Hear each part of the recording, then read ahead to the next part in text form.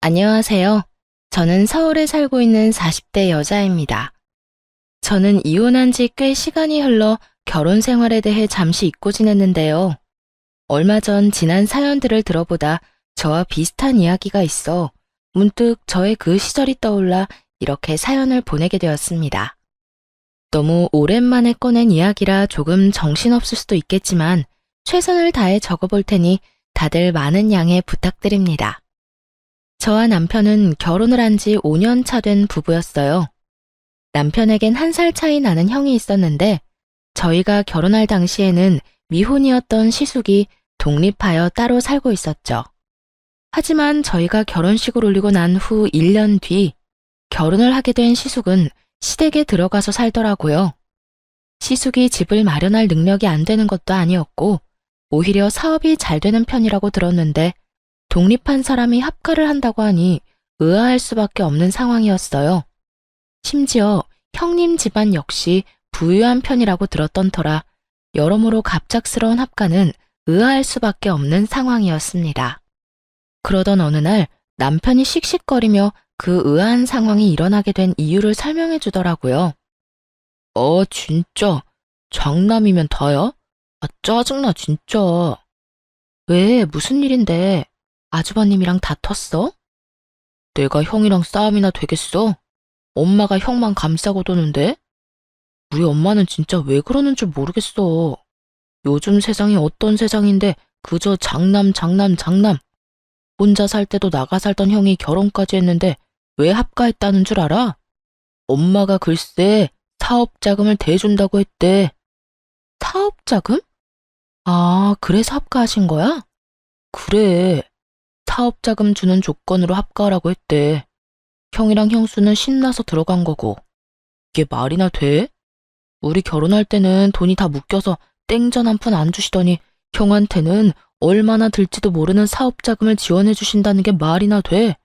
어디 차남 서러워서 살겠소? 남편은 분하다는 듯 씩씩거렸고 전 비로소 아주버님과 형님이 합가한 이유를 알게 되었죠. 사실 이 이야기를 듣는데 섭섭한 마음이 들지 않았던 건 아니었어요. 그저 그뿐 다른 생각은 맹세코 하지 않았어요. 시모가 가진 돈으로 시모 마음대로 쓰겠다는데 제가 뭘 어떻게 하겠어요. 그저 그런가 보다 하고 넘기는 수밖에요. 하지만 정작 남편은 그렇지 않은가 보더라고요. 씩씩거리며 섭섭한 마음을 표현하는 것을 넘어 저에게 효도를 강요하기 시작했으니까요. 아마 저와 남편이 시모에게 더 잘하면 본인에게도 콩고물이 떨어질 거라 생각하는 듯 했습니다. 여보, 이번 주 주말에 약속 없지? 없긴 한데 왜? 왜긴 왜야. 우리 집에 가야 할 거 아니야. 가서 엄마 비위도 좀 맞추고 반찬도 좀 해주고 오자. 왜? 어머님 나한테 뭐 섭섭한 거 있으시대? 아니, 그냥 좀 잘 보이자 이거지. 갑자기 왜? 어머님한테 밉보인 것도 아니고 어머님 나 예뻐하셔. 그 정도 예쁨으로 되겠어? 형수는 지금 그 집에서 실시간으로 쉬지 않고 엄마한테 아부떨고 있을 텐데? 당신은 뭘 몰라도 한참 모른다니까. 우리 엄마가 아빠한테 받은 유산이 얼마인 줄은 알아? 그 많은 재산 다 형한테 넘어가게 둘 거냐고. 우리도 부지런히 잘 보여서 조금이라도 받아와야 할 거 아니야. 이 무슨 뜬금없는 소리인가 싶더군요. 시모를 몰라도 한참 모른다는 생각이 들기도 했고요. 저희 시모는요, 앞서 남편이 말했듯이 저희가 결혼할 때도 땡전 한 푼 보태주지 않은 분입니다. 그래서 대출금 갚아 나갈 제가 안쓰러웠던 부모님이 현재 저희가 사는 집을 해주셨고요. 그런 시모가 아무리 합가를 조건으로 내세웠다고 한들 시숙에게 사업자금을 내준 이유가 뭐겠어요? 차남보단 장남, 시숙에게 뭐가 됐든 더 크게 물려주시겠다는 뜻 아니겠어요? 제 눈엔 훤히 보이는 시모의 의중이 남편의 눈엔 보이지 않는 듯했고 저를 끌고 끝까지 시댁으로 데리고 가더군요. 제발 부탁이라는 말까지 하면서요. 저는 남편이 부탁이라고까지 하니 남편의 뜻에 따라주기로 했어요. 남편의 뜻대로 반찬도 만들고 시모에겐 늘 그렇듯 싹싹하게 굴고요. 남편 역시 저 못지않게 시모에게 잘하려고 했고 그렇게 몇 년 동안을 저에게 효도를 강요했어요. 그 시간 동안 제가 시모에게 잘한 건 재산 때문은 아니었어요. 남편의 부탁 때문도 있었지만 그때까진 그저 시모와 사이가 나빠 스트레스를 받는 것보단 사이가 좋은 편이 더 나을 거라 생각했고 남편의 부모님이기에 며느리로서 해야 할 도리를 다하고 싶었던 거죠. 거기에다 시모와 함께 사는 형님의 안색이 날이 가면 갈수록 좋지 않아지니 딱 발길을 끊을 수도 없더라고요. 어머님, 형님, 저 왔어요. 왔어, 동서? 어머, 이건 다 뭐야? 그렇지 않아도 바쁜 사람이 빈손으로 오지. 매번 뭘 이렇게 바리바리 싸서 와? 에이, 이 정도 반찬 만들 시간은 있어요. 저희 먹을 거 만드는 김에 조금 더 만들면 되는걸요. 그런데 형님 안색이 어디 아파요? 안색이 너무 안 좋아요.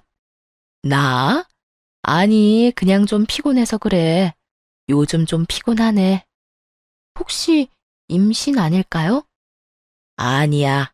그냥 말 그대로 좀 피곤해서 그래. 형님은 그저 피곤하다고 했지만 아무래도 그저 피곤한 안색이 아니었어요. 하지만 그렇다고 해서 계속 캐물을 수도 없는 노릇이었죠. 그래서 전 그저 갈 때마다 반찬을 만들어가며 형님의 일손을 덜어주었고 형님은 그런 제 마음을 고맙게 받아주곤 했어요. 제가 이렇듯 효도를 가장해 형님에게 도움을 주는 사이 남편은 시모에게 잘 보이려 갖은 노력을 하더군요. 엄마, 아들 왔어. 왔니? 바쁠 텐데 뭘 이렇게나 자주 와? 자주는 무슨? 생각 같아서 나도 들어와서 살고 싶은 걸 참고 있으니까 그런 섭섭한 말 하지 마. 아픈 데는 없지? 식사는 하셨어? 오늘도 엄마 며느리가 엄마 드시라고 반찬 만들어 왔어. 엄마 둘째 며느리 음식 좋아하시잖아. 나밖에 없지? 음식은 며느리가 만들었는데 생색은 왜 자기가 낸대? 웃기는 녀석일세. 둘째야, 고생했다.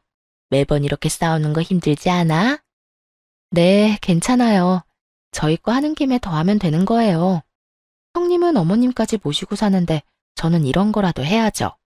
맛있게 드셔주시니 그저 감사하답니다. 모시고 살기는 무슨, 내가 모시고 사는 거지. 내 집에서 내 돈 쓰면서 편하게 사는데. 이런 분위기로 만들려고 한 말은 아니었는데 순식간에 찬물 엎은 분위기가 되어버리니 어찌해야 할 바를 모르겠더라고요. 제가 아무런 대답도 하지 못하고 미안한 마음에 형님 눈치를 살피는데 형님이 저를 보며 괜찮다는 입모양을 해주며 미소를 지어주더라고요. 남편 역시 갑자기 싸해진 분위기를 살피다 시모의 기분을 풀어주려 애썼고요. 에이, 우리 엄마 또 이런다. 우리 엄마 시장하시구나. 얼른 식사합시다. 자자, 둘째 며느리가 만든 비장의 반찬 장조림도 있다고요. 얼른 식사들 합시다. 이 녀석이 하여튼 누가 막내 아니랄까봐 애교만 많아서는 내가 우리 둘째 때문에 웃고 산다. 웃고 살아. 당연하지. 둘째 아들이 최고지. 그래, 최고다. 시모는 결국 남편의 애교에 웃어 보였고 그제야 전 안도의 한숨을 내쉴 수 있었습니다. 그날 이후 전 형님의 안색이 나쁠 수밖에 없었던 이유를 알 것만 같았고 전보다 더 자주 시댁을 오가며 반찬을 가져다 주었어요. 아마 모르긴 몰라도 시모의 시집살이로 형님이 고된 것 같은데 먹거리 걱정이라도 덜어주고 싶었던 것이었죠. 제가 이렇게 하는 만큼 남편 역시 노력하고 있었지만 시모는 여전히 남편에게 최고라는 말만 할 뿐 남편이 바라는 그 어떤 것도 주지 않고 있었죠. 그렇게 시모가 가지고 있던 건물은 하나 둘 처분해 시숙의 사업 자금으로 들어가고 있었고 남편은 점점 초조해하더군요. 이번에 또 건물 내놨다고 하던데. 이제 진짜 얼마 안 남았어. 형은 도대체 뭔 사업을 어떻게 하길래 돈이 그렇게나 드는 걸까? 난들 알겠어? 나도 사업의 사자도 모르는 사람인데? 그냥 뭐 사업 확장하거나 새로운 아이템 개발 중이거나 그렇겠지. 원래 사업하면 돈 많이 든다고들 하잖아. 남 이야기해? 당신이 왜 그렇게 태연해? 난 하루하루가 피가 마른다고. 이제 정말 며칠 안 남았는데 저러다 형한테 다 주면 어떡해 해. 어떻게 하긴 어쩔 수 없는 거지. 그러지 말고 당신도 이제 마음 내려놔. 주시면 감사하게 받고 아니면 어쩔 수 없는 거지. 당신이 그렇게 애타게 빈다고 해결될 문제가 아니잖아. 나도 알아, 안다고. 그래도 욕심이 나는 걸 어떻게 해? 아쉬운 마음이 드는 걸 어떻게 하냐고. 당신은 정말 욕심 안 나? 안 아쉬워? 나도 사람인데 욕심 나고 아쉽기도 하지. 그 건물 한 채면 이렇게 힘들게 회사 생활 안 해도 될 텐데 싶은 순간도 있고. 그런데 어쩔 수 없는 일이잖아. 내가 노력한다고 한들 안 되는 일인 걸 어쩌겠어? 확실하지도 않은 일에 헛된 희망 품으면서 괜한 시간 낭비하고 싶지 않아. 그러니까 당신도 조금만 내려놔. 그래야 당신도 스트레스 덜 받지. 남편은 입을 삐죽이며 알겠다고는 했지만 전혀 조금도 안 사람 같지 않았어요. 그 뒤로도 여전히 시모를 떠보기도 하고 부동산을 돌아다니며 매물들을 확인하는 것 같았거든요. 이런 남편의 모습이 한심한 적도 많았지만 남편의 마음을 전혀 이해하지 못하는 것도 아니었기에 그저 지켜만 봤습니다. 저는 당사자가 아니라서 그러려니가 될 수 있지만 당사자인 남편의 입장에선 같은 자식인데 오로지 시숙에게만 그 많은 재산이 들어가니 시샘 날만하다는 생각도 있었으니까요. 하지만 마지막 건물이 남았을 때 남편은 애가 탈 대로 탄 것인지 저에게 화를 내며 선을 넘기 시작하더군요. 당신은 도대체 엄마한테 어떻게 하고 있는 거야? 잘하고 있는 건 맞아? 남편의 신경질적인 목소리에 저 역시 그간 참아왔던 화가 터져버렸고 목소리가 절로 날이 선 채로 흘러나왔어요. 보면 몰라? 나 정도면 며느리 중에서도 잘하는 편이야. 자주 전화해서 안부 인사도 하고 음식 맛있게 되면 가져다 드리기도 하고 말이야. 이 정도면 됐지 뭘 얼마나 더 하란 말이야. 더 해, 더 하라고. 엄마 입안에 혀처럼 굴란 말이야.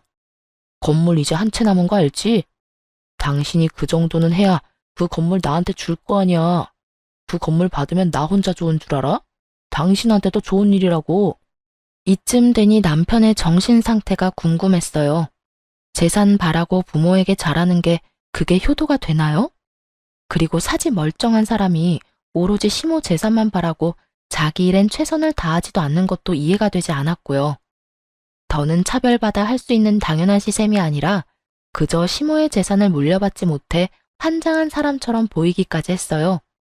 그래서 전 남편에게 좀 더 단호하게 말해주었습니다. 정신 차려 제발. 그 건물 우리 주시면 좋겠지 왜 안 좋겠어? 그런데 그걸 바라고 어머님께 과하게 잘하고 잘 보이려고 애쓰고 그런 건 아닌 것 같아. 어머님이 생각해 보시고 우리한테 주시고 싶으시면 주시겠지. 그러니까 당신도 좀 그만해. 어떻게 온 정신이 전부 어머님 재산한테 가 있어? 당신 들어보니까 요즘에 일처리도 제대로 못한다며. 당시에 저는 남편과 같은 회사지만 다른 부서에 일하고 있었고 남편의 일처리가 얼마나 개판이었는지 전혀 상관도 없는 제 부서까지 남편의 이야기가 전해지는 상황이었죠. 이대로 가다간 곧 해고당해도 이상하지 않은 상황이었던 터라 저는 결국 참았던 화를 내며 남편에게 한마디 하게 되었던 것이었습니다. 조금이라도 생각이 있는 사람이라면 반성하며 부끄러워하기라도 해야 할 텐데 남편은 오히려 그깟 회사 잘려도 상관없다며 큰 소리를 치더라고요. 그깟 회사 잘려도 상관없다고. 내가 평생 일해도 그 건물 살 수 있을 것 같아? 차라리 회사 그만둘까봐. 그만두고 엄마 비서나 할까? 이 무슨 말도 안 되는 소리인지 모르겠더라고요. 아니, 도대체 가정주부인 시모에게 비서가 왜 필요한가요? 저는 도무지 이해가 되지 않았고 더 이해되지 않는 건 이 모든 말이 남편의 진심이라는 것이었어요. 정신 나간 말을 하는 남편의 눈이 기대감에 차 반짝이고 있었거든요. 전 그런 남편에게 고함을 빽 질러버렸어요. 당신 정말 미쳤어? 정신 좀 차려, 제발. 그리고 어머님이 일을 하는 것도 아니고 가정주부가 비서가 왜 필요해? 다시 한번 그딴 말 하기만 해. 효도고 나발이고 시댁에 발길도 하지 않을 테니까. 뭐? 당신 진심 아니지? 진심이야. 난 당신처럼 어머님 재산 바라지도 않아. 내 몸 멀쩡한데 내가 쓸 만큼만 벌면 되지. 난 그저 당신 엄마니까 그 감사함으로 어머님께 잘하려고 한 거지. 당신처럼 재산 바라고 이때껏 그랬던 거 아니었다고. 그러니까 당신도 더는 이상한 말 하지 말고 회사 일에나 신경 좀 써. 알겠어? 알겠어. 그런데 당신 이때까지 했던 것처럼 우리 집에 잘할 거지? 남편은 저의 단호한 태도에 한 발 물러서긴 했지만 끝까지 저의 화를 돋웠고 전 그런 남편에게 확실하게 말해주었어요. 당신 한 번만 더 그딴 소리 물으면 나 다신 어머님께 전화도 안 한다. 그리고 어머님 재산 이야기도 다신 꺼내지 마. 그딴 이유로 나한테 잘하라고 하는 거면 나 진짜 어머님이랑 확 싸워버릴 거니까. 알겠어? 알겠어. 남편은 여전히 정신을 차리지 못한 듯 했지만 적어도 저에게 더는 이상하고도 정신 빠진 소리는 하지 않더라고요. 불안하기도 했지만 한편으론 제 눈치를 보느라 일은 제대로 하는 것 같으니 다행이다 싶긴 했습니다. 그렇게 불안하지만 평화로운 나날들이 지나가고 있었고 저는 건물에 대해선 까맣게 잊은 채 지내고 있었어요. 그런데 어머님께 전화가 오더라고요. 남편과 그런 일이 있고 난 뒤 일부러 시모와 거리를 둔 것도 있긴 했지만 일도 바빠졌던 터라 통화한 지 오래되어 조금은 반가운 마음으로 전화를 받았어요. 어머님, 웬일이세요? 너무 오랜만이에요. 요즘 바쁘니? 연락도 없고 무슨 일이 있나 해서 전화했다. 아, 요즘 회사에 일이 좀 바빠서 연락 못 드렸어요. 잘 지내시죠? 아픈 곳은 없으시고요? 나야 늘 똑같지. 난 또 연락 없길래 네가 내 재산 포기했나 했지. 조금 황당했어요. 갑자기 웬 재산 타령인가 싶어서요. 결혼 이후 단 한 번도 시모에게 재산 이야기를 꺼낸 적도 없었기에 더욱 황당했죠. 그래서 전 시모에게 황당하다는 듯 웃으며 되물었어요. 근데? 어머님, 그게 무슨 말씀이세요? 전 어머님 재산 바란 적 없는데요. 그러니? 난 네가 반찬도 만들어 오고 나한테 잘하길래 내 재산 바라고 그러는 줄 알았지. 그런 마음으로 한 행동 아니에요, 어머님. 그저 전 며느리 된 도리를 지키려고 했던 것뿐이에요. 반찬이야 매번 말씀드렸던 대로 저희 거 하는 김에 좀 더 해서 가지고 갔던 거고요. 그러니까 그렇게 말씀하지 마세요. 저 조금 섭섭해지려고 해요. 그러니? 네 남편은 생각이 좀 달라 보이던데 넌 아니라니 그리 믿으마. 하여튼 내일 주말인데 어디 가니? 내일이요? 정해진 건 없는데 왜 그러세요? 무슨 일 있으세요? 아무 일 없어. 다름이 아니라 약속 없으면 와서 반찬 좀 하거라. 네가 만든 반찬이 먹고 싶구나. 이상했어요. 단 한 번도 이런 말을 먼저 한 적이 없었던 시모인데 갑자기 전화까지 한 것을 포함해 여러 가지로 석연치 않더라고요. 왜인지 이상한 예감이 들기도 했고요. 무언가 이상하다는 생각이 들자 가고 싶지 않은 마음이 굴뚝이긴 하지만 이미 약속이 없다고 말해버린 전 하는 수 없이 가기로 약속을 해버렸죠. 그러면 내일 그이랑 같이 갈게요. 그래, 먹고 싶은 거 문자로 보낼 테니 올 때 대충 장 좀 봐오고. 네, 어머님. 전화를 끊자마자 시모에게선 먹고 싶은 음식 리스트들이 왔고 대부분 시모가 좋아하는 음식이 아닌 형님이 좋아하는 음식들이더군요. 더욱 싸한 기분이 들었지만 일단 전 남편과 함께 장을 봐 시댁으로 가게 되었습니다. 길게 생각해봤자 답은 없고 일단 가서 어떤 일이 일어나고 있는지 제 눈으로 확인하는 것이 빠르다는 생각에서였죠. 그렇게 전 온 신경이 곤두서 있는데 이러한 제 생각은 전혀 모르는 남편은 그저 제가 장까지 봐서 오랜만에 시댁에 간다는 사실에 한껏 신이 났더라고요. 여보, 무슨 바람이 불어서 우리 집에 가자고 했어? 이렇게 장까지 봐서 말이야. 어머님이 좀 오라고 전화 왔더라고. 나는 마음이 심란한데 당신은 그저 신나? 나는 신나지. 그동안 당신이랑 우리 집 가고 싶었는데 당신이 싫다고 할까봐 말도 못 꺼내고 있었는데 이렇게 당신이 먼저 우리 집에 가자니까 당연히 신나지 않겠어? 그런데 당신은 왜 심란해? 그냥 느낌이 안 좋아. 꼭 무슨 일이 일어날 것만 같은 기분이야. 일어날 일이 뭐가 있어. 그냥 엄마가 당신 음식 먹고 싶은가 보지. 아, 당신은 참 좋겠다. 그렇게 온 세상이 간단하고 밝기만 해서. 부럽다, 부러워. 남편은 저의 비꼬는 말에도 그저 신나서 이리저리 방방 뛰어댔고, 전 그런 남편을 끌고 시댁으로 향했어요.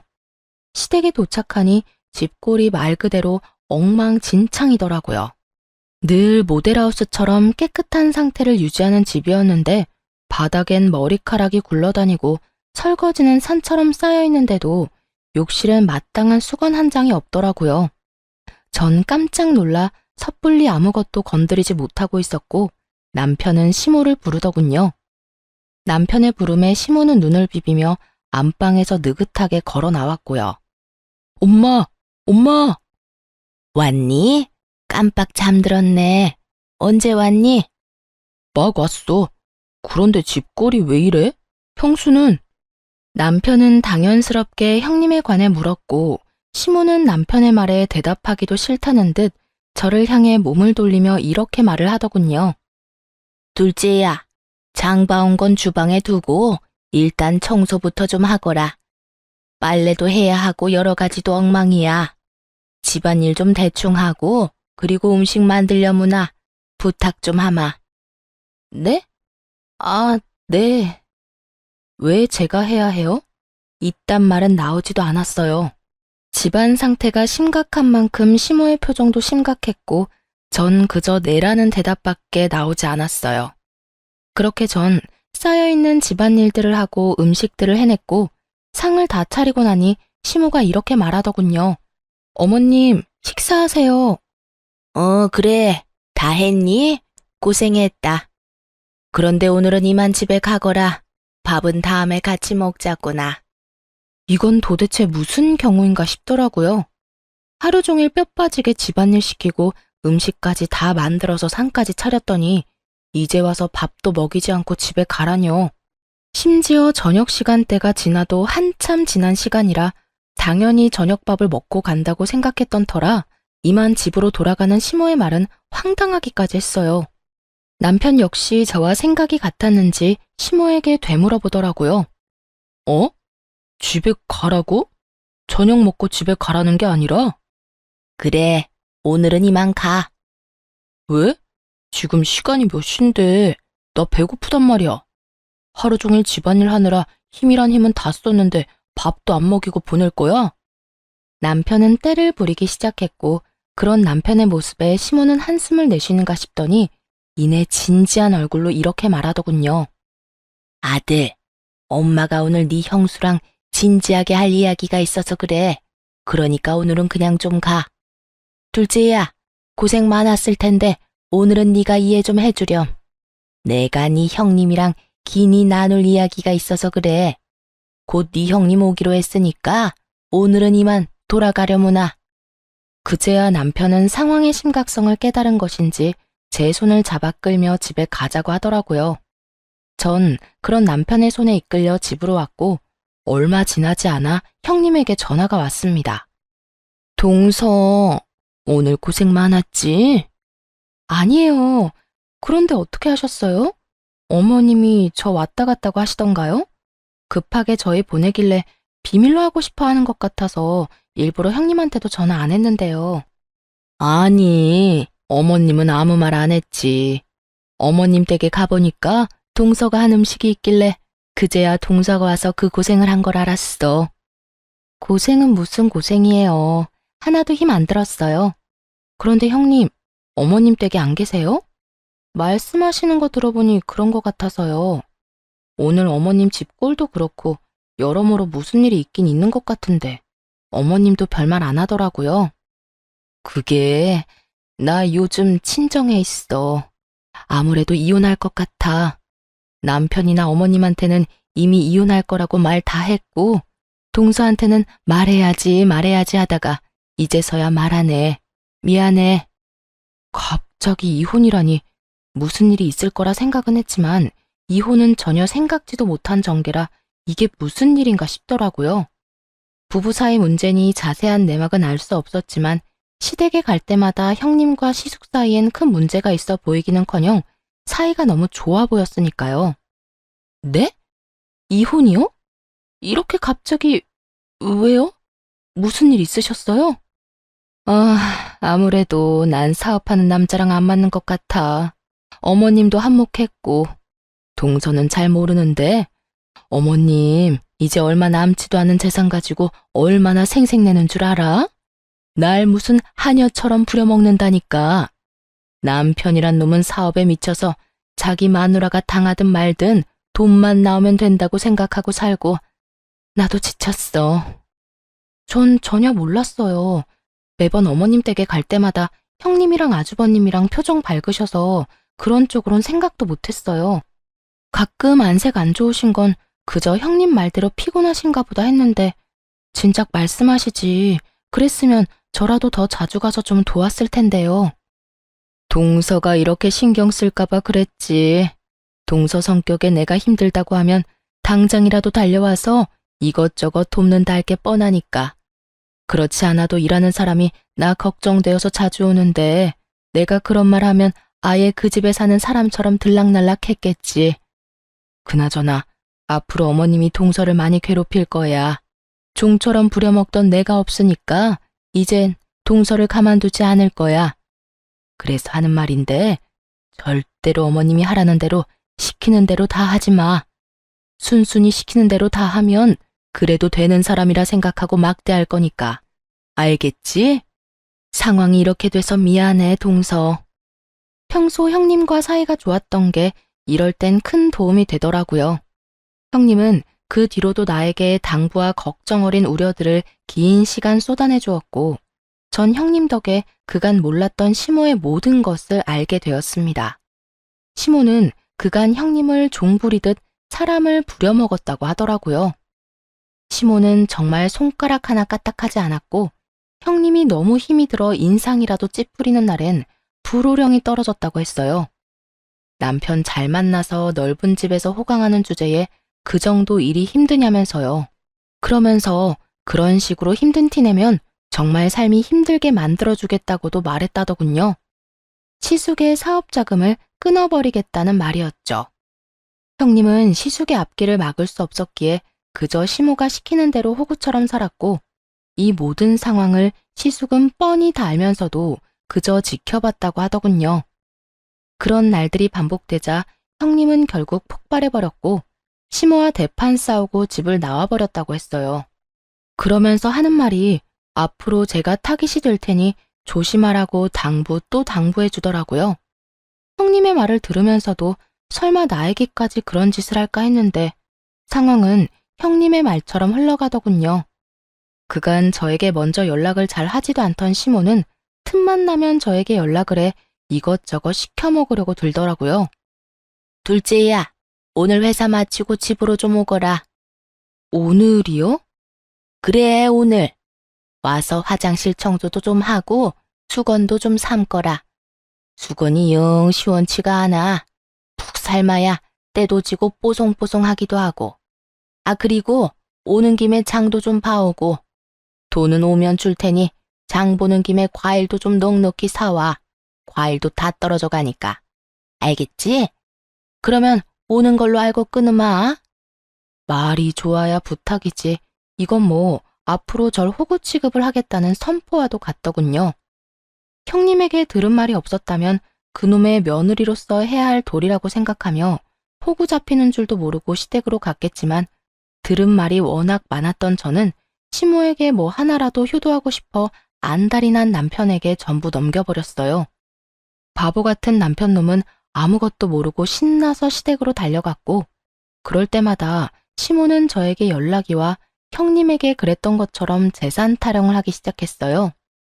내가 오늘 너한테 오라고 하지 않았니?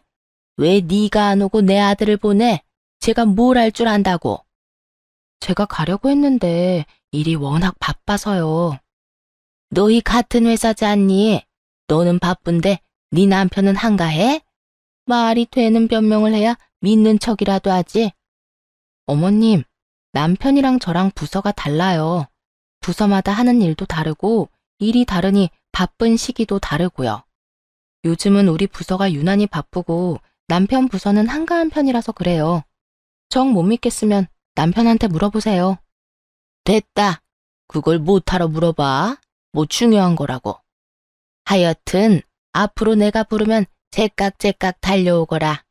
그래야 내가 너 하는 짓이 예뻐서라도 하나 남은 건물 네 남편한테 주지 않겠니? 그러니까 나한테 잘해. 시키는 대로만 잘해도 긍정적으로 잘 생각해 볼 테니까. 재산에 눈꼽만큼도 관심이 없었던 저에게 시모의 이런 말들이 무서울 리가 없었고, 그랬기에 전 말 같지도 않은 말들을 한 귀로 듣고 한 귀로 흘려버렸습니다. 그렇게 시모가 저를 부르면 저는 남편을 보내버리는 일상이 반복되고, 어느 날은 시모에게 한 소리 들은 남편이 저에게 화를 내더라고요. 당신, 이때까지 우리 엄마가 나 부른 게 아니라 당신 부른 거라며? 당신은 나 부른 거라고 했었잖아. 누굴 불러서 누가 가든 그게 무슨 상관이야? 누구라도 가서 집안일 했으면 됐지. 그리고 당신 엄마 집 일인데 꼭 나만 가서 해야 한다는 법이라도 있어? 누구든 시간 남고 마음 가는 사람이 가서 하면 되는 거지. 엄마가 싫다잖아. 엄마가 나 말고 당신 보고 오래. 오늘도 나한테 얼마나 짜증냈는 줄 알아? 마누라 말이라면 똥도 먹을 놈이라는 말까지 했다고. 앞으로는 엄마가 부르면 당신이 가. 당신이 가서 집안일을 하든 엄마 어깨를 주물러 주든 엄마가 시키는 일은 당신이 하란 말이야. 저는 이 말이 꼭 앞으론 시모의 하녀로 살라는 말처럼 들려 기분이 너무 나쁘더라고요. 제가 강아지도 아니고 오라가라 하면 그 말을 다 들어야 하나요? 하물며 집에서 키우는 강아지도 자기 기분 나쁘면 무시하고 들은 척도 안 하는 마당에 이 무슨 개보다도 못한 취급인가 싶었어요. 여보, 내가 진짜 마지막으로 말하는 거니까 잘 새겨들어. 효도를 하고 싶거든 당신이 직접 해. 괜한 사람 괴롭히지 말란 말이야. 나 요즘 일하느라 정신없어서 시댁까지 신경 쓸 여유도 없고 일이 한가하다고 한들 시댁 일 도맡아서 할 생각도 없어. 특히 당신처럼 재산 바라고 하는 효도? 난 더 이상 하고 싶지 않아. 그러니까 나한테 강요하지 마. 제 말에 남편은 기분이 상해버렸는지 빈정거리며 가소로운 협박을 하더라고요. 어이구 무서워라. 어디 겁나서 효도하라는 말이라도 할 수 있겠어? 그래, 나도 좋다 이거야. 앞으로 당신한테 절대 우리 집에 가라는 말 안 할게. 안 하면 되잖아. 대신 우리 엄마한테 건물 물려받으면 당신은 국물도 없으니까 그런 줄 알아. 10원짜리 하나 주지 않을 테니까 그때 가서 섭섭해하지나 말라고. 30살 넘은 남자가 어쩌면 이렇게도 유치한지. 정말 제가 남편을 데리고 사는 것인지 3살짜리 아들을 데리고 사는 것인지 헷갈릴 지경이었어요. 아니 3살짜리라면 귀엽기라도 하지. 이건 재산에 눈이 멀어서 마누라까지 호구 잡히게 하려고 하니 오만정이 떨어지려고 하더라고요. 아휴, 제발 돈 좀 받아달라고 무릎 꿇고 빌어도 절대 안 받을 테니까 그런 걱정 말고 제발 당신 선에서 당신이 알아서 효도해라. 알겠어? 그 후로도 전 여전히 시모가 부르면 남편을 보내버렸고 남편은 기분 나쁜 티를 내긴 했지만 늘 저를 대신해 시댁으로 가더군요.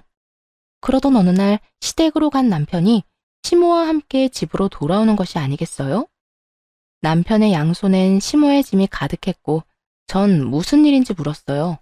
어머님, 갑자기 무슨 일이세요? 당신 손에 그건 뭐야? 무슨 짐이야? 저의 물음에 남편은 제 눈치를 살피며 조심스럽게 말을 꺼내더라고요. 이게 뭐냐면 우리 엄마 짐이야. 한동안 우리 집에서 지낼까 하고. 남편의 눈치를 보아하니 남편이 계획한 일은 아닌 듯 했고 시모가 독단적으로 밀어붙인 듯 했어요.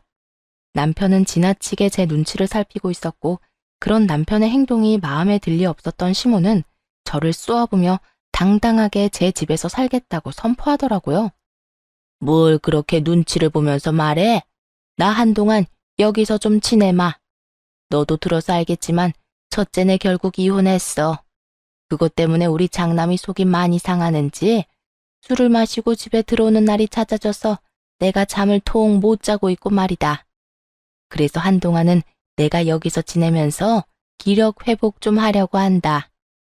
이건 무슨 자다가 봉창 두드리는 소리인가 싶더라고요. 아니, 시숙이 이혼을 했는데 왜 우리 집에 오는 건가요? 시숙이 술에 취해 집에 오면 앞으로 술을 자제하라고 하면 되는 일 아닌가요? 왜 애꿎은 우리 집에 와서 다짜고짜 살겠다고 하는 것인지 이해가 되지 않더라고요. 저에게 상의 한마디도 없이요. 저도 며느리로서의 도리 참 좋아합니다. 그런 저라도 이건 아니라는 생각이 들더라고요. 지금 이 자리에서 이 사태를 허용하고 넘어간다면 그 후에 일어날 일이 불보듯 뻔했으니까요. 아니요, 어머님. 전 싫습니다. 내가 잘못 들은 것 같은데 방금 너 뭐라고 그랬니? 싫다고 그랬니? 네, 싫어요. 저는 어머님이랑 같이 사는 거 생각도 해본 적 없어요. 아니, 100번 생각해 본다 한들 싫어요. 너 정말 이딴 식으로 나올 거니? 내가 여기서 평생 산다는 것도 아니고 잠시 좀 지내다가 가겠다는데 그것도 안 된다 이 말이니? 시모는 저의 당돌함이 어이가 없다는 듯 되물어오더라고요. 마치 당연히 네가 해야 할 일인데 왜 안 된다고 하는지 이해가 되지 않는다는 투로요. 전 그런 시모의 말투가 더욱 마음에 들지 않았고 제대로 알아듣도록 더욱 강하게 말을 했어요.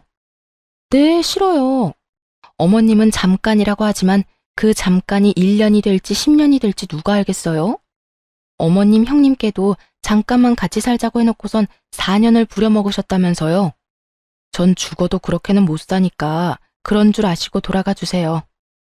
전 단호했고 그런 저의 태도에 남편이 더 놀라 저를 뜯어말리기 시작하더군요. 당신 미쳤어? 엄마한테 지금 그게 무슨 말이야? 말투는 또 그게 뭐고? 얼른 사과드리지 못해? 얼른 싹싹 빌고 엄마가 쓸 방 청소나 해. 얼른. 싫어. 내가 왜 그래야 하는데? 그리고 당신 잊었나 본데 여기 우리 집에서 해준 내 집이야. 명의도 내 명이라고. 이딴 집 몇 푼이나 한다고 이 유세인지 모르겠네. 그래, 네가 나가라니 내가 나간다마는 이 한 가지는 똑똑히 알아둬라. 내가 이 집에서 한 발이라도 나가는 순간 내 아들도 이 집에서 나가는 거야. 이 말이 무슨 말인 줄 아니? 네가 날 이 집에서 내보내면 내가 너희 이혼시키겠다는 말이야. 그래도 내가 이 집에서 나가길 바라니? 넌 절대 날 이 집에서 내보내지 못해. 라는 시모의 속마음이 들리는 듯 했어요. 착각도 유분수지. 어떻게 저런 착각을 할 수 있는 것인지 참 황당하더라고요. 여기서 시모를 따라 나가 저하고 이혼을 하겠다는 남편이면 저도 그깟 이혼 웃으면서 할 수 있다는 걸 시모는 전혀 모르는 듯 했어요. 남편 역시 마찬가지였고요. 전 아주 큰 착각을 하고 있는 두 사람을 향해 이렇게 말했어요. 네? 그래도 상관없으니 지금 당장 나가주세요. 당신도 마찬가지야. 어머님 말씀대로 내가 어머님 나가라고 해서 나랑 이혼할 생각이면 지금 당장 짐들 다 싸들고 가. 2번 다신 짐 핑계로 이 집에 들락날락하는 일 없게. 들었지? 아들, 당장 짐 챙겨. 네 마누라가 겁대가리 없이 짓거리는 거 보니까 이참에 버릇을 단단히 고쳐줄 필요가 있겠구나. 어디 법원 가서도 그리 당당할 수 있는지 두고 보자. 두 여자의 진심 가득한 선포에 남편은 잠깐 멈칫한다 싶더니 이내 시모의 강한 눈빛 한 번에 짐을 다 챙겨 시모의 뒤를 따라 집을 나가버리더라고요. 오만정이 떨어졌던 남편이긴 했지만 이혼만은 하기 싫어 마지막 기회를 줬던 것인데 그 기회를 발로 뻥 차버리는 남편을 보며 저 역시 굳게 마음을 다잡게 되었죠. 쇳불도 당김에 빼라고 전 남편이 집을 나간 바로 다음 날부터 이혼 준비를 시작해 남편에게 통보해버렸습니다. 여기 이혼 서류 도장만 찍으면 돼. 기어코 이혼을 하자고? 당신도 짐까지 싸서 나갔을 땐 이 정도는 각오했던 거 아니었어? 위자료, 재산 분할 잘 살펴봐. 소송까지 하려면 그래도 되고. 난 당신이 어떻게 하든 다 준비돼 있으니까. 그런데 될 수 있으면 빨리 끝내고 싶으니까 합의를 하든 소송을 하든 잘 생각하고 결정 빨리 내려줬으면 좋겠어. 당신이야말로 잘 생각해. 당신 나 없이 살 수 있어? 나랑 이혼하면 회사는 어떻게 다니게? 자신 있어? 정말 나랑 이혼할 수 있겠어? 그까짓 이혼이 뭐라고? 해야 할 상황이면 그냥 하는 거지. 그리고 착각 좀 하지 마. 나 당신 없이 잘 살 수 있고 내가 잘못해서 하는 이혼도 아닌데 회사 생활까지 걱정해야 하는 거야? 요즘 세상에 이혼 좀 한다고 별 문제될 게 있겠어?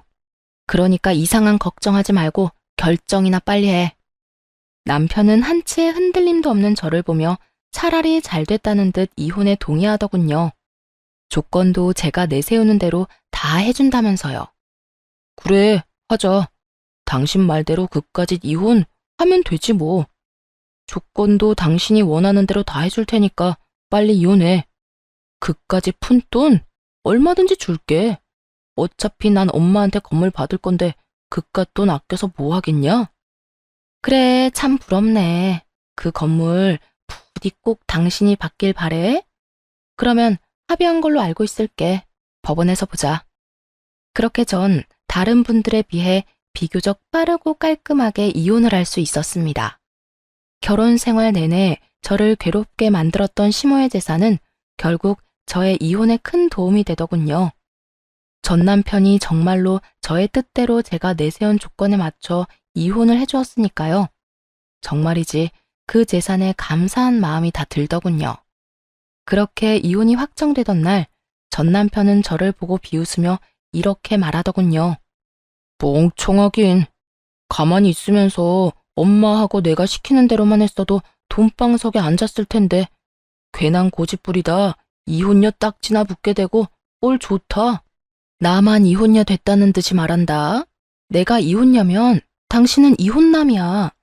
그리고 돈방석? 그래, 어디 두고 볼게. 당신이 돈방석에 앉게 될지 아니면 쪽박을 차게 될지 당신이야말로 후회하지 마. 왜 이렇게까지 말을 했냐고요? 다 이유가 있었어요. 사실 전 시모가 가진 것은 아무것도 없는 상태였거든요. 형님에게 들은 바로는 전 남편이 철석같이 믿고 있는 건물마저 진작 처분해 시숙에게 투자한 상태였고 시숙은 그마저도 날려먹었다고 하더라고요. 사업이 잘 돼서 끊임없이 자금을 주고 있었던 것이 아니라 차리는 족족 망해서 끊임없이 자금을 퍼붓고 있었던 것이었어요. 연달아 사업을 말아먹은 시숙은 날마다 술을 퍼마시고 다니고 있었고 그 꼴이 보기 싫어 시모는 제 집까지 온 것이었어요. 처음부터 이러한 사실을 전 남편에게 숨기려고 한 것은 아니었어요.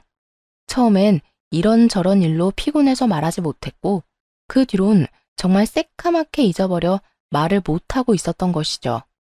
그런데 그 뒤로 많은 일들이 일어나며 이혼까지 하게 되었으니 더욱 말할 필요가 없어진 상황이었어요. 후회? 내가 후회를 왜 해? 내가 너처럼 멍청한 줄 알아? 난 적어도 내 밥그릇은 내가 알아서 챙겨. 너처럼 눈앞에서 놓치지 않는다고. 그러니 너나 땅을 치고 후회하지 마. 이렇듯 끝까지 저에게 헛소리만 하는 전 남편을 보며 후회할 사람은 너라는 말을 속으로 얼마나 되뇌었는지 모릅니다. 이혼을 하고 난 후 전 남편, 시모 모두를 바로 차단해버렸습니다. 혹시나 하는 상황에 대비해 집도 세를 줘버렸고 회사도 이직을 해 다른 지역으로 이사까지 와버렸죠. 그 후 형님에게 전해 들은 바로는 재산을 전부 시숙에게 투자한 것을 알아버린 전 남편이 저를 찾아 나섰다고 하더라고요. 제가 연락이 되지 않자 형님에게까지 연락이 와 재산은 전부 날린 것이 맞냐, 정말 저와는 연락이 되지 않냐 등등 몇 번이고 물었다고 했어요. 저를 찾아다니는 검은 속내는 뻔했어요. 전 남편은 저에게 위자료를 주기 위해 대출까지 받은 상태였고 그거에다 시모에게 속아 퇴직금까지 미리 받아 시숙에게 다 줘버려 빚쟁이 신세였거든요. 그러니 어떻게 해서든 저에게 들러붙어 어떻게 해서든 한 푼이라도 받아가려 저를 찾아 나선 게 뻔히 보이지 않겠어요? 전 시모도 전 남편과 처지가 별반 다르지 않다고 하더라고요. 어머님도, 아니, 그 아줌마도 별반 다르지 않아. 있는 재산 다 첫째 아들한테 다 갖다 주고 깡통 차니까 둘째 아들 돈까지 끌어다 난리를 부리다가 이혼까지 하게 만들었으니 어쩌겠어? 그냥 빚쟁이 두 아들 둔 빚쟁이 엄마가 된 거지. 하나 있던 집까지 다 말아먹고 요샌 단칸방 월세살이 한다고 하더라. 다 큰 아들 둘 끌어안고 오순도순 잘 살아보라지 뭐. 동서는 이제 이쪽으론 신경도 쓰지 말고 관심도 주지 말고 거기서 잘 살아. 나도 이제 그 집 신경도 안 쓸 거야. 세 인간 모두 빚쟁이가 되었다는 말을 듣는데 참 잘된 일이다 싶었어요. 그렇게 재산 믿고 사람을 괴롭혀대더니 딱 어울리는 벌이다 싶었으니까요. 이 소식을 마지막으로 전 시댁의 소식은 들을 수 없었고 그렇게 그 지긋지긋한 인연도 끝이 났습니다. 전 이직한 회사에서 잘 지내고 있어요. 얼마 전 승진도 했고 회사 사람들과 잘 지내고 있죠. 사연 처음에 말씀드린 대로 이혼을 한 지도 꽤 많은 시간이 흘러 특별한 일이 없는 한 요즘엔 그 시간들을 잊고 잘 살고 있습니다. 지금까지 연애라고 단정 지을 만한 관계를 맺은 적도 없고 앞으로도 그럴 생각이 전혀 없는 상태예요. 그렇다 보니 결혼 생각도 전혀 없고요. 그저 아직까진 휴일엔 저를 위한 시간을 보내고 가끔은 여행도 다니는 게 참 좋더라고요. 생각보다 혼자 하는 여행길에서 제가 보고 느끼는 많은 것들이 더 큰 의미가 있다는 생각에 한동안은 계속 혼자 지내보려 합니다. 최근엔 기타를 배우고 있는데요. 손가락도 다치고 물집도 생기긴 하지만 그 모든 걸 감수할 만큼 즐거워 한동안은 기타 배우는 재미에 푹 빠져 지낼 듯 합니다. 이 정도면 혼자 지내는 것도 꽤 괜찮지 않나요? 이로써 저의 사연은 끝이 났습니다. 지금까지 긴 사연 들어주셔서 감사합니다.